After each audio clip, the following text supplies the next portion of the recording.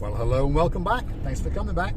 Where are we, you're wondering? Well, we are in downtown Stroumbi. And if we were to go straight, this is the main road from Polis to Paphos, if you're curious.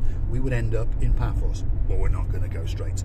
We're going to take a bit of a wiggle and a bit of a waggle down here across to the Stroumbi benzene station, petrol station in plain and simple English. There it is, just over there on the right hand side. But we are going to go left, and we're going to wiggle and we're going to waggle through the back lanes to the rear of Polemi, and we're going to come out downtown Armu. Why are we going to Armu? Well, that's where we live, so we're going home. We've just come down from Cathecus. We did a video from there the other day, so I thought it'd be too soon to make one straight away. So this is a slight diversion from downtown Stroumbi down the outskirts of Polemi village, and then we're going to take a right and we're going to wiggle and waggle through the hillside and come out in lower Calapia, and then we're going to wiggle up and waggle through the Memphis Hills luxury resort and spa, and then we're going to go down towards Armu. So that's where we're going.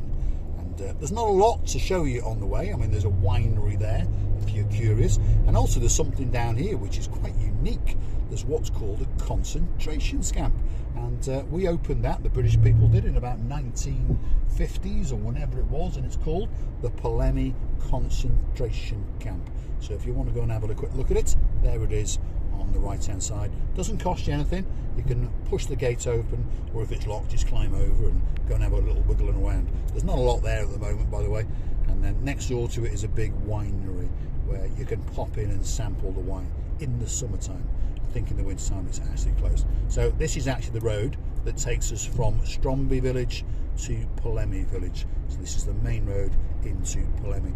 Again, quite a few expats, foreigners do live up in the mountains and the hillsides above Paphos, because it's only about 15 to 20 minutes to get into downtown Paphos, and about 25 minutes if you wanted to go over to the other side, which is Polis. So you've got a choice of two beaches and two parts of the blue Mediterranean Sea. Now, in a moment, I'm going to scare the life out of somebody, because sitting next to me is him. You ain't seen me, right? There he is. Sorry for the wiggle and waggle on the road. It's very difficult to drive and film and turn the camera round to the guy sitting next to you. So there he is. That's my brother Jeremy. He's sitting by me. And why is he in the car? Because we just dropped a car off, and now we're heading back. We're going to get something to eat, and then we're going to do it all over again. There we are. Now, there's Santa Claus. Look, they've forgotten him. We're in the third week of January, and they've forgotten to collect Santa Claus. He's there standing at the side of the road, waiting for a couple of his Range Rovers to come and pick him up and take him back to the storage compound until next season. So here we go. We are now wiggling now.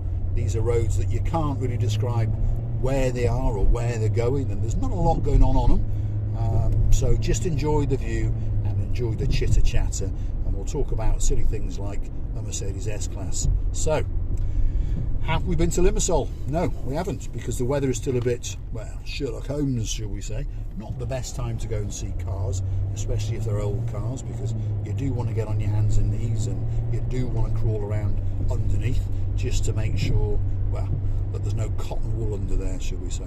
Because anyone who understands anything about cars, once a car gets beyond 10 years old, a thing called neglect normally comes in. So we're looking at cars that are like 25 to 30 years old, so we're going to crawl around underneath them and have a screwdriver in one hand and a torch in the other hand to try and make sure that we buy a good one, because there's nothing worse than buying a bad one, because there's no such thing as a cheap Mercedes-Benz. It'll always end up as the most expensive Mercedes-Benz. So the idea is to find a good one, pay a fair sum of money for it, and then spend a bit more money on it over the next year as the problems raise their ugly little heads. And of course those problems are going to absolutely ravage my wallet. There's no doubt about that. So on that note, if you really do like the channel, please hit the like, click subscribe, and why not come back for a little bit more of our complete and utter insanity. And of course you could go through to the buy me a coffee icon, and I promise you we will convert that money into coffee on some days and into something else like benzene or parts on other days, and we'll take you on the journey when we acquire it of what it's like to drive around in and what it's like to run and finance the running of an ancient old Merc. So, Mr. Jeremy G sitting next to me, what's your opinion? Are we nuts? I don't know, the 140 is not the worst. It's one of the better ones to buy, isn't it? So. Well, so they say, it's one of the better old Mercs to buy. It's from a bygone era, doesn't really matter. So you said it's supposed to be bulletproof. It's supposed to be bulletproof if they've been looked after. So if they've been, 2 or 3 owners, shall we say, and garage kept. Obviously, the first owner probably looked after it, unless he was a retired gangster, shall we say. I mean, we're going to look like a couple of retired, failed gangsters, to be honest, because there we'll be knocking around in a 30-year-old old S-Class. Which in its bygone days was driven by very, very rich people, presidents and successful gangsters. So to be honest, we'll look like a couple of... Is there a difference? Well, there you go. Not much difference though. So we're going to look like a couple of debt collectors, which to be honest, we do moonlight when we're not delivering cars as debt collectors. So if you've got a debt that wants collecting, could be another string to our bow, you let us know and give us the address and the name of that person. We'll pop round. I always carry a rubber hammer in the car, and I know a few people who've seen it actually. Double Trouble, Sir Simon and Sir Jeremy, they've seen the rubber mallet that I carry around in the car.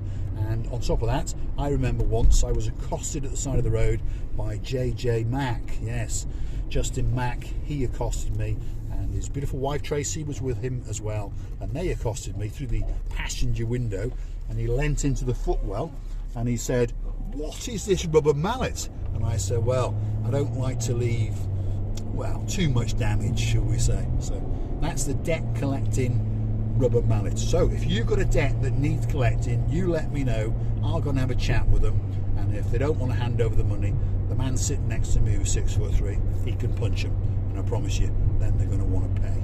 So where are we? Well, we're coming up now on a main road that brings us from Latimbu.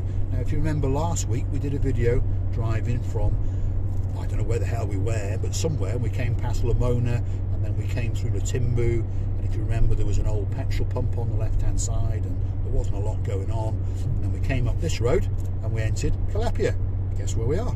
Calapia. That's where we are. So we're in uptown Calapia, and as we approach the raised ramp to block paved area, you've got the Mukda's office, and he'll probably be parked outside on WO lines, but he's allowed, so don't worry about that bit. And the rain is thinking about coming down, isn't it? So we're having a bit of bad weather. So if you are coming out of Paphos, I know Miss Linda flew in a couple of days ago, and please, we apologise. Please accept our apologies even for the weather, because it's turned that little bit Sherlock Holmes. But it's not that cold. If you are curious to know, Miss Dawn, what is the temperature? It's 9.5 degrees. Miss Daisy's going, what? That's freezing. Hang on to her, Mr. Sean. And of course, Mr. Roger, hang on to Miss Anne on your lap. And Mr. Doug, have you finished your house cleaning? He likes to do his house cleaning at around about 10 o'clock in downtown Bonnie, Scotland. And then he likes to sit down, gets himself a Nigel Big Guns, kicks back on a nice memory foam pillow with his gun barrel, his partner in crime. Well, actually she's not, but lady so sweet Caroline sits alongside him, and they have a little bit of a chin wag as they watch Mr. Paul talk an absolute load of rubbish as he drives around downtown Paphos and the surrounding areas. To stop myself from singing Sweet Caroline then. Yes, well, every time we mention Caroline, we do like to sing Sweet Caroline. Come on, Lord Nigel, come on, knock it back and start swinging all that sweetness to the so sweet Lady Caroline. It's starting to get X-rated. Well, it is, yes, it is. But there's way too many O's gone in, and there's way too many so-sos, and that's all because of Sir Jeremy and Sir Simon. See, I've flipped you around now. You've got Sir Jeremy the younger and Sir Simon the elder. So, haven't had a comment from you for a while. I must have upset you with giving you these knighthoods. I'll change my name. You're Jeremy the brother. That's who you are. And apparently I was knighted the other day, but now I've been demoted again because, I don't really need it. I'm quite happy to be Mr. Paul, the idiot in a blue hat with a pair of sunglasses, who's probably going to make another stupid decision in the next few days and buy a classic old S140 Mercedes. I think it's an excellent car. He thinks it's an excellent car, but luckily for him it's not his money. But he thinks it's an excellent car. But there we are. And it is an excellent car. It's a car that has a place in my heart and many other people's hearts. I know that. It's a great, great car. Hopefully we can find a new one, and a good one. One that's as good as new, hopefully. And hopefully we can look after it, and hopefully we can create some new escapades as we wibble and we wabble in and around the downtown Paphos area. And you never know, if I have real faith in it, when we start doing our assaults back in Protaras and downtown Ayapa, I might risk going in that. But I'll get my brother to follow us in my old girl here, just in case we break down at the roadside. But don't worry, if we do, I'll get the camera out and I'll film it. And don't worry, Miss Andrea, I will still keep my cool, I promise you that, as long as no one turns up with a can of Pepsi Max.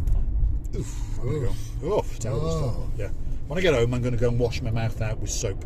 In fact, I'm going to wash my mouth out with soap and bleach, because I cannot believe that I just said that again.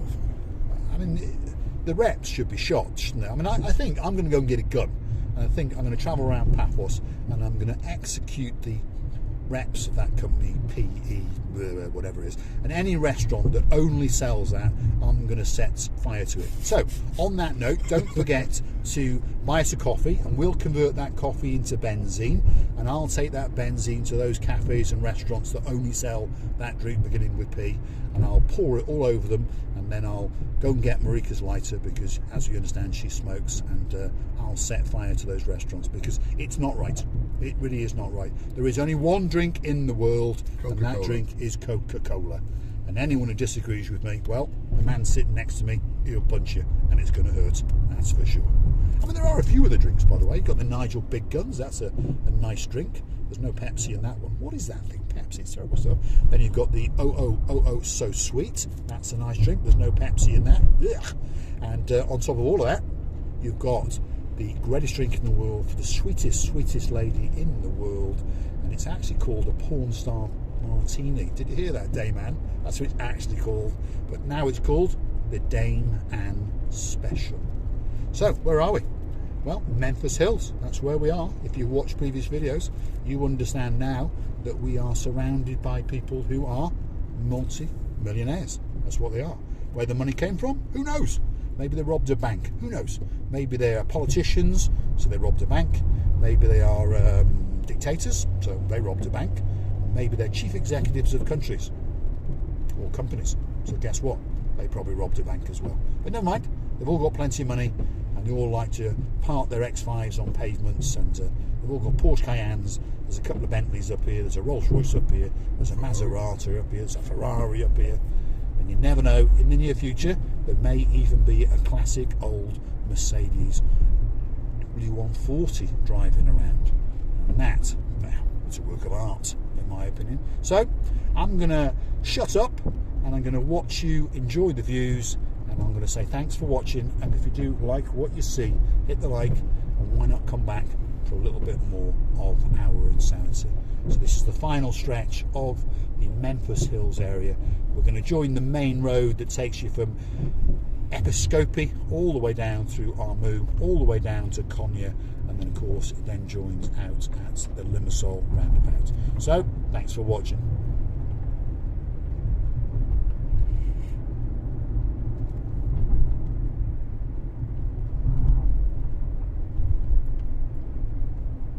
Do you think the ride will be more comfortable in one of those old S-classes? No, but the speed bump is a disaster. This speed bump is a bit of a disaster, isn't it? So there we go. Oh, so sweet. Keep your memory foam pillow for that little bit longer. It looks like you're on the top of the world, doesn't it? It's a nice view, actually. Even on a rainy, drizzly day, that is quite a spectacular view. That's the Troodos Mountains that we're looking out, or the Troodos Range, shall we say. I don't think you can quite see the peak of the Troodos Mountains until it's snow, and then of course you can make it out, because it's about 70 to 80 kilometres away from here. And one of these days we'll take you for a wiggle and a waggle up there, maybe in an old S-Class, you never know. Summertime is more to see. More in the summertime, yes. There we go. So, thanks for watching.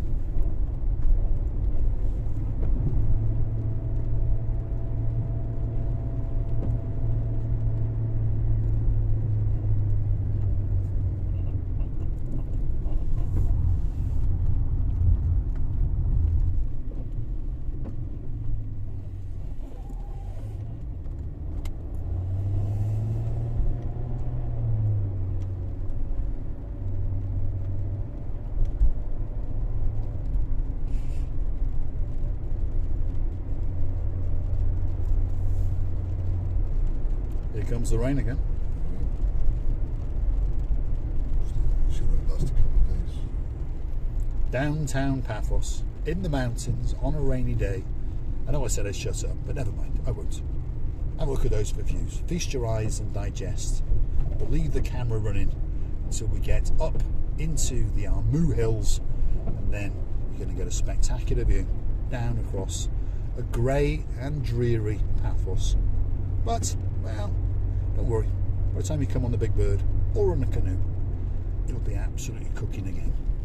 Great place to come. Thanks for watching.